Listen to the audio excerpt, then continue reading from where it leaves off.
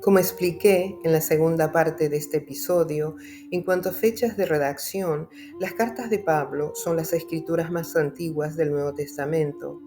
A partir de este hecho histórico y otros datos, podríamos concluir que Pablo, como creen algunos estudiosos del Nuevo Testamento, fue el verdadero creador de la religión que surgió después de la muerte de Jesús, quizás sin querer serlo. Esto debido a la fuerte influencia que sus cartas ejercieron en sus seguidores, por lo menos en algunos de los escritores de los libros recogidos en el canon.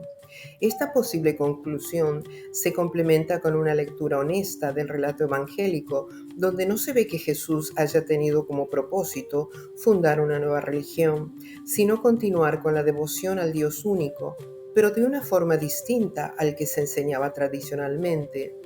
Jesús era un hijo de Adán, transformado a nuestro verdadero origen espiritual, por lo menos interiormente. Eso era parte del cumplimiento de la promesa que el Creador le dio a Adán y a su descendencia, nosotros, cuando fue exiliado del jardín del reino a esta tierra.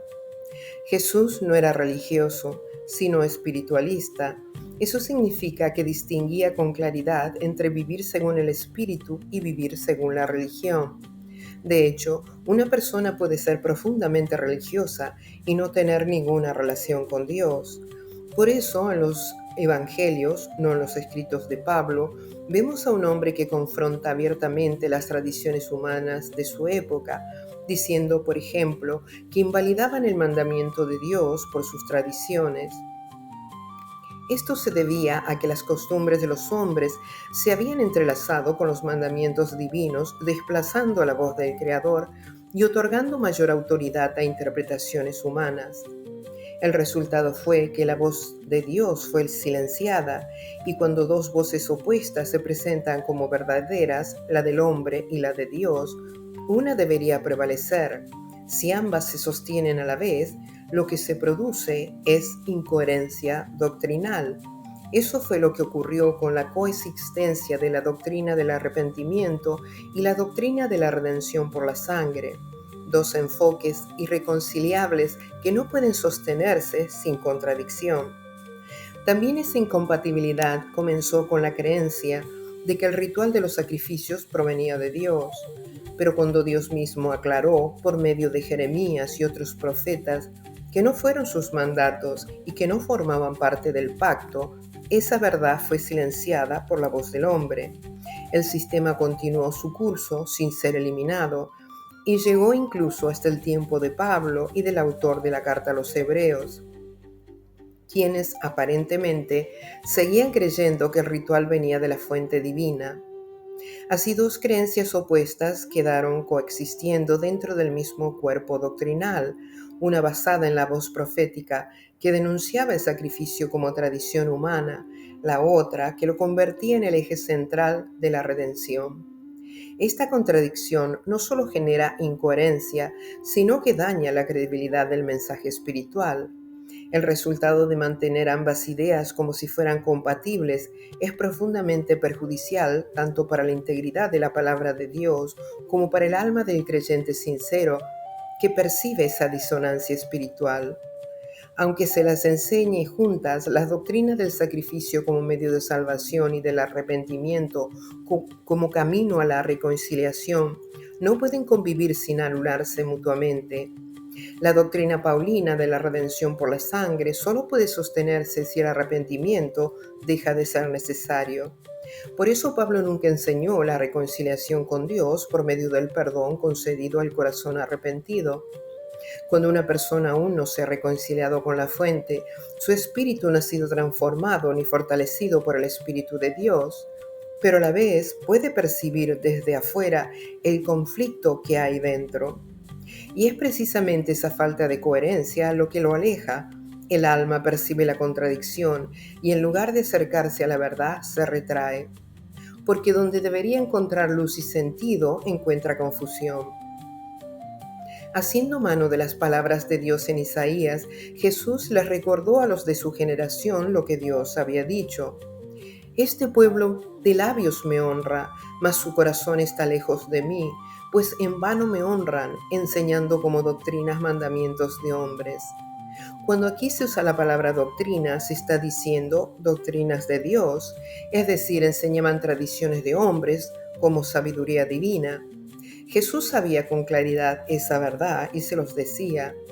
Las palabras de Dios son enviadas, entre otras razones, para dividir lo carnal de lo espiritual y que haya corrección de creencias erróneas. Lo espiritual y lo carnal es como el agua y el aceite. Lo carnal lucha en el hombre que no ha sido transformado para que quede dormida su parte espiritual. Sabemos que los dichos de Jesús resultaron muy ofensivos, porque las palabras de Dios escandalizaron y penetraron como espada de doble filo en su orgullo religioso. La religión fue creada por la arrogancia del hombre, tiene un origen o raíz carnal, no es espiritual, no vino de Dios. El fin de Jesús con ello era que reconocieran el error. El hombre espiritual es manso y humilde de corazón. Si se le advierte de un error, todos los cometemos porque somos creados imperfectos en este cuerpo, lo evalúa y lo cambia. El dicho de las Escrituras que dice que la arrogancia del hombre lo hace caer es verdadero. El primer paso para la sanación interior de cualquier tipo es reconocer el error o el problema. El que no lo hace no prospera. Por ejemplo, el primer paso para sanación de una persona con dependencia de alcohol o drogas es la aceptación de su escollo. O sea, tenemos que reconocer nuestra traba para poder cambiar y progresar. La generación religiosa de la época no lo reconoció. La doctrina de la salvación por la sangre me presenta a mí un problema serio, porque según Pablo le fue dada por revelación directa de Jesús después de su muerte.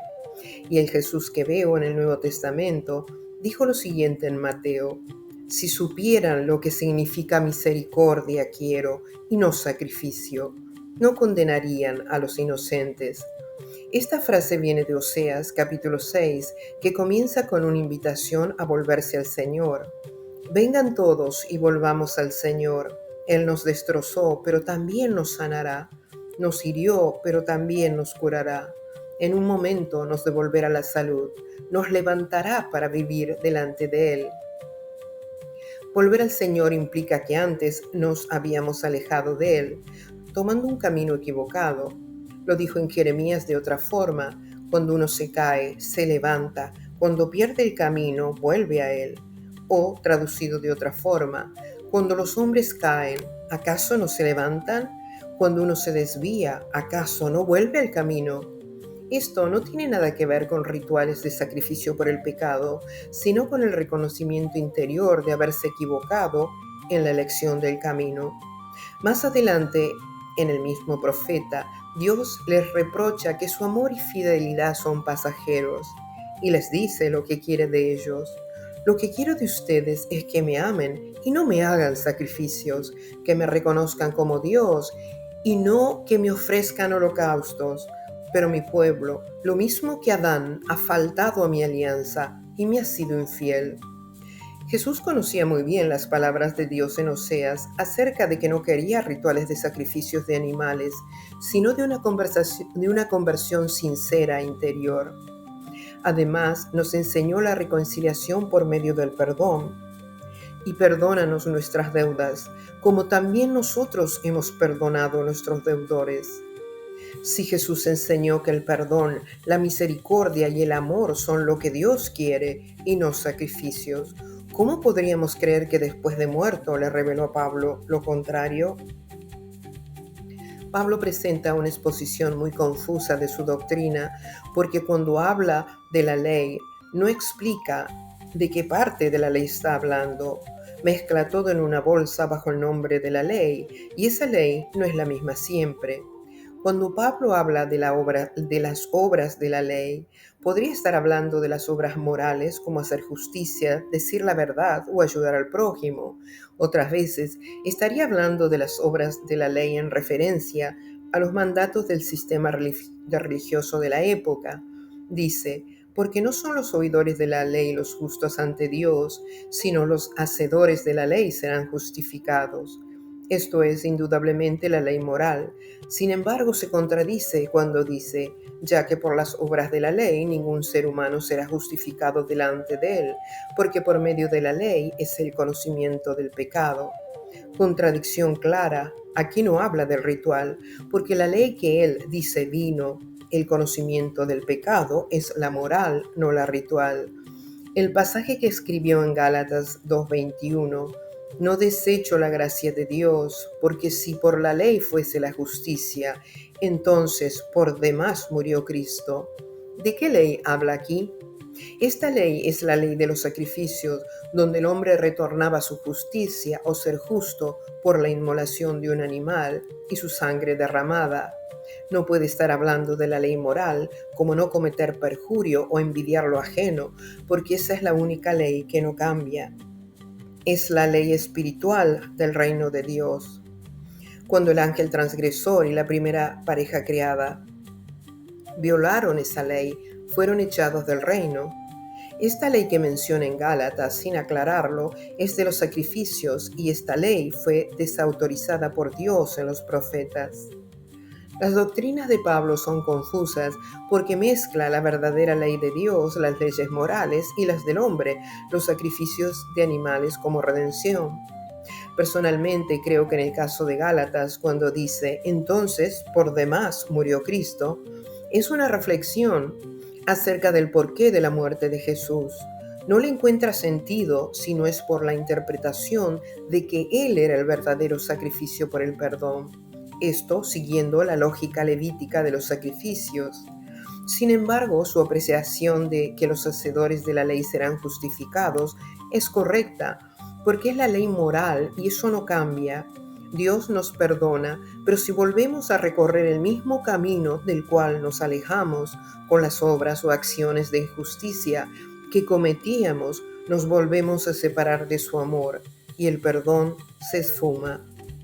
Pablo tenía grandes dificultades de entender por qué Jesús murió de la forma en que ocurrió. Para el entendimiento hebreo, Jesús murió como maldito, maldito el que muere en un madero. Esto no cabía en la mente de Pablo. Verdaderamente creo que estaba tratando de encontrar una justificación teológica. Dios habló de forma clara, pero el ser humano complicó lo sencillo, mezclando lo divino con ideas humanas. Estas han distorsionado la imagen del carácter divino y han alejado a muchos posibles creyentes. Una de las carencias más grandes que tiene el ser humano es la falta de amor y la necesidad de ser amado. ¿Quién se acercaría a un Dios que exige sangre derramada de animales para satisfacer su sed de justicia y conceder perdón? Esa imagen ritualista de Dios, exigente, sanguinaria, transaccional, contrasta completamente con la imagen que revelan los profetas. Un Dios que perdona el corazón contrito, que llama al diálogo y no a la matanza. En ese marco, el Dios presentado por las leyes levíticas aparece como un juez estricto que demanda pagos específicos por las transgresiones, un ser que se aplaca con sangre y el olor a grasa quemada, donde el sacrificio de animales y más tarde, según Pablo, el de Jesús, es visto como una condición para reconciliarse con Él. Un Dios condicional cuya misericordia depende del cumplimiento preciso de un ritual físico o el de la muerte de alguno. Cuando Él nos dijo que no quiere la muerte del malvado, sino que se reconcilie y deje de hacer lo malo. Un Dios que no dijo que le parecían atroces los sacrificios humanos. Un Dios que dijo repetidamente que no les interesaban los sacrificios.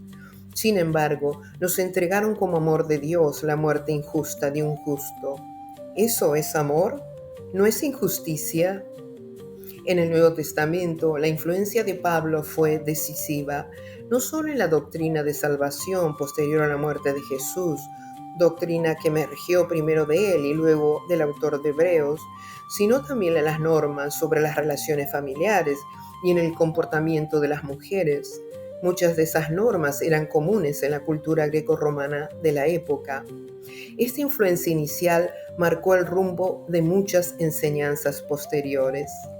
Sabemos por el escrito de 2 Pedro que había muchos, como dejó escrito, que no entendían lo que Pablo quería decir con sus doctrinas y que, por lo que dice, muchos habían leído las cartas de Pablo al momento que este autor escribe, sin entender lo que quería decir. La falta de entendimiento de algunos a las doctrinas paulinas son para el escritor, que las expresa con un dejo de arrogancia, sabiduría inaccesible para el ignorante. Para mí es simple incoherencia y contradicción.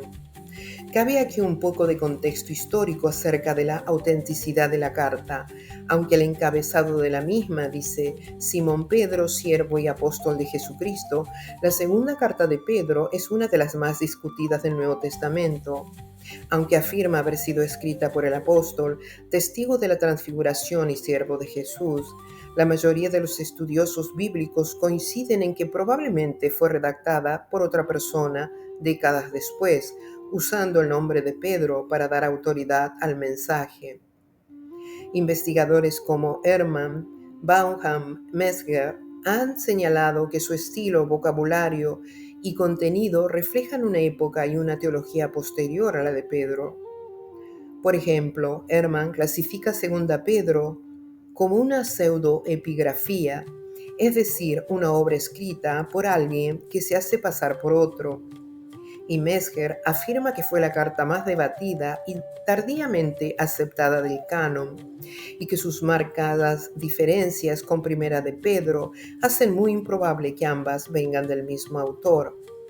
Pero esto no es solo una conclusión moderna. Ya en la antigüedad, el silencio de Ireneo en el siglo II, que nunca la menciona a pesar de citar muchas otras cartas, sugiere que no era conocida o no era aceptada en su entorno. Más adelante, Orígenes, siglo III, reconoce directamente la duda en su tiempo. Pedro dejó una sola carta reconocida, tal vez también una segunda, porque no es aceptada por todos como auténtica.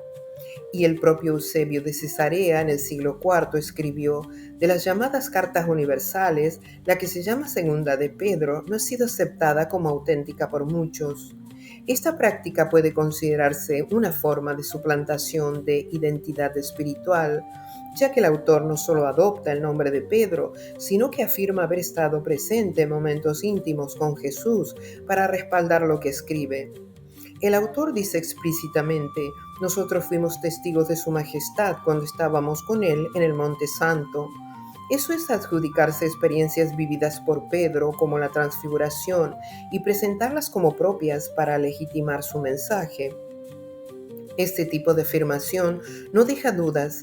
El texto pretende que el lector crea que está escuchando al verdadero apóstol, aunque todo indica que no fue así. Es interesante notar que el escritor de Segunda Pedro, aunque ha leído las cartas de Pablo, se aleja del tema de la salvación al no hablar de arrepentimiento o redención por la sangre. Lo único que menciona es la purificación de antiguos pecados al respecto. No hay ninguna mención del sacrificio de Jesús como base de redención, ninguna enseñanza sobre la cruz como sustitución, ninguna exposición sobre la fe en la sangre como el medio de salvación. Rechaza a los falsos maestros que viven en desenfreno, pero no ofrece como solución la sangre de Cristo, sino la piedad y el conocimiento.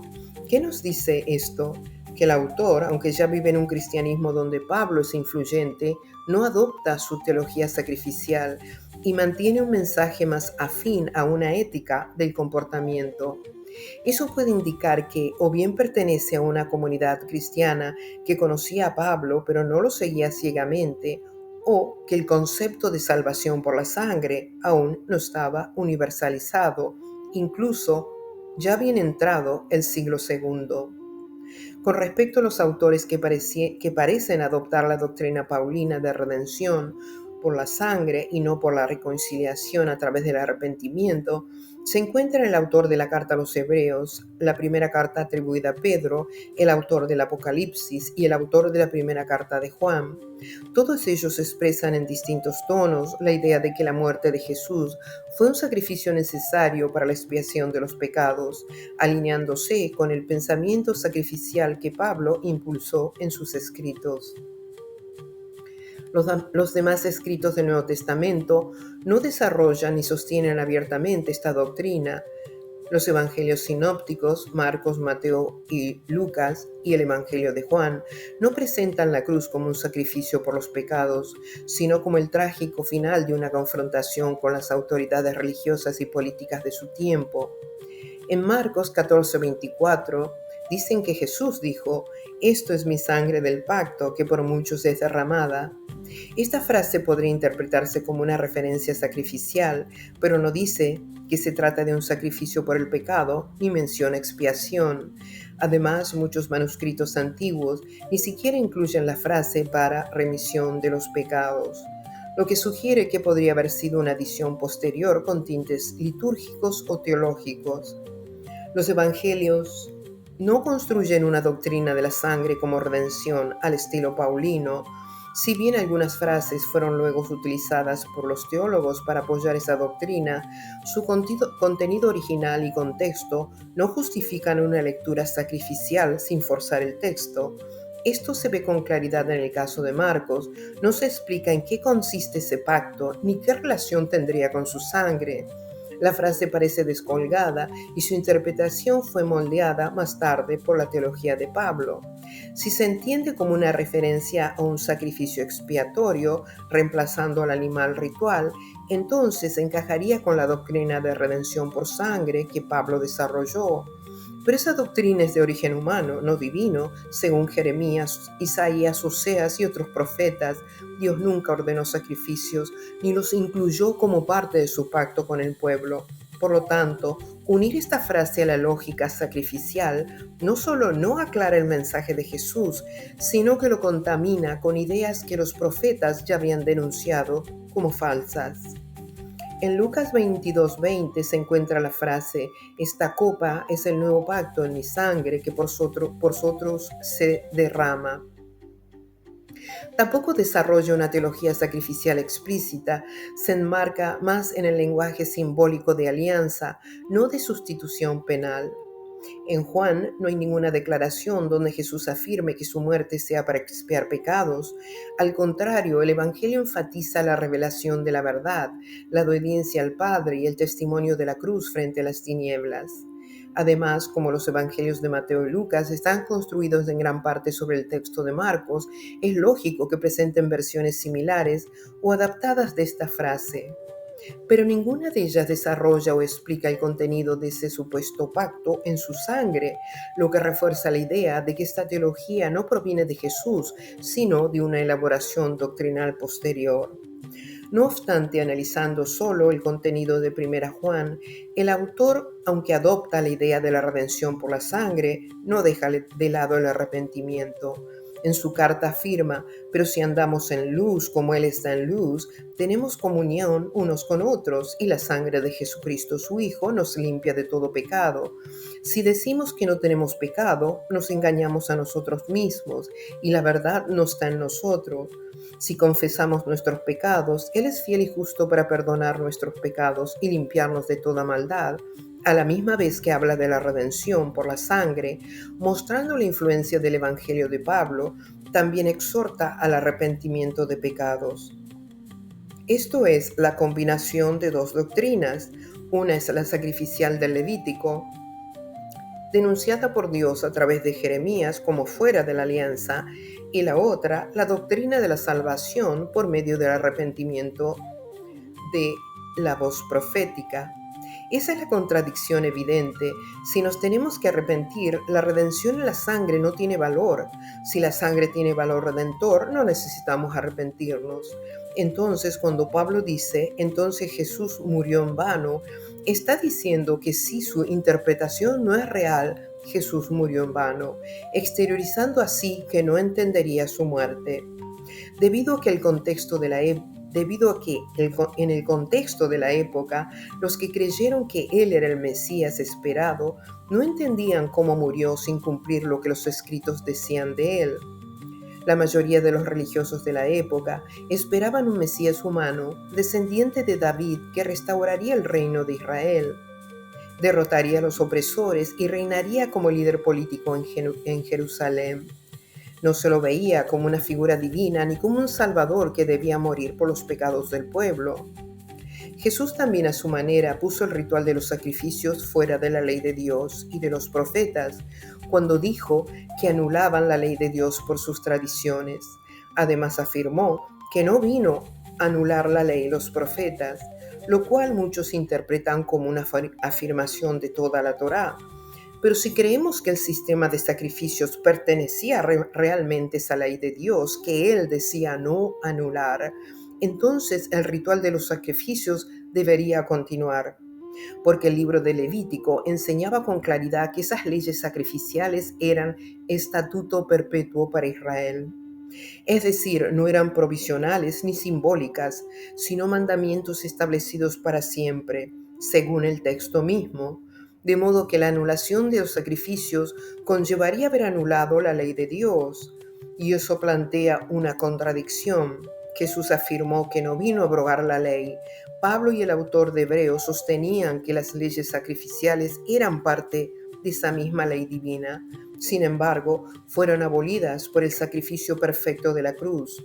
Ya no había necesidad de sacrificios por el pecado, y deja en evidencia que Jesús, que dijo no haber venido a abrogar la ley, no podía haber enseñado la eliminación del sistema sacrificial si ese sistema era parte de esa ley que hablaba. No se nos cuenta que Jesús ofreció sacrificios ni ordenó hacerlo, ni siquiera en las múltiples ocasiones que estuvo en el templo. Además, tenemos evidencia clara en Marcos 7 de que Jesús enseñaba que ese sistema de sacrificios era parte de la tradición humana, no de la verdadera voluntad de Dios. En el siguiente pasaje de Marcos, critica a los líderes religiosos por no permitir que alguien se excuse de ayudar a sus padres si declaraba sus bienes como corbán, es decir, como ofrenda dedicada a Dios. Jesús responde diciendo: así invalidáis el mandamiento de Dios con vuestra tradición.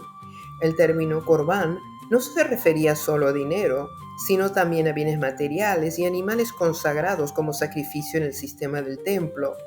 Al llamar esa práctica una tradición de hombres, Jesús estaba despojando el sistema sacrificial de toda autoridad divina. Lo que el pueblo consideraba sagrado y mandato de Dios por estar en la Torá, Jesús lo identificaba como una práctica humana, incluso como una excusa para evadir la verdadera obediencia. Este acto, poner el sistema de sacrificios fuera de la ley de Dios, no fue declarado con trompetas, pero sí expresado con hechos y palabras. Jesús no anuló la ley, la depuró, separó lo que era realmente de Dios de lo que el pueblo había adoptado como sagrado sin serlo. Pablo, en cambio, tiene un problema inconexo entre lo que Jesús enseñó en vida y lo que él dice que le fue revelado después de muerto. La redención en la sangre que Pablo presenta como el centro de su evangelio no fue enseñado por Jesús durante su ministerio. Al contrario, Jesús se apartó del sistema de sacrificios y lo calificó como tradición humana. Pero Pablo afirma haber recibido directamente de Jesús una teología post-mortem en la que su sangre reemplaza los sacrificios del templo. Esto representa una clara oposición, lo que Jesús enseñó en vida y lo que según Pablo le mandó enseñar después de su muerte. No concuerdan. Pablo no continuó el mensaje de Jesús, sino que lo reemplazó con uno nuevo, centrado en una teología ritual que el maestro nunca enseñó. Gracias como siempre por escuchar mis audios. Si te pareció útil o revelador, apoya el canal con un like, suscríbete para seguir este camino juntos y compártelo con quienes estén buscando luz. Nos vemos en el próximo episodio.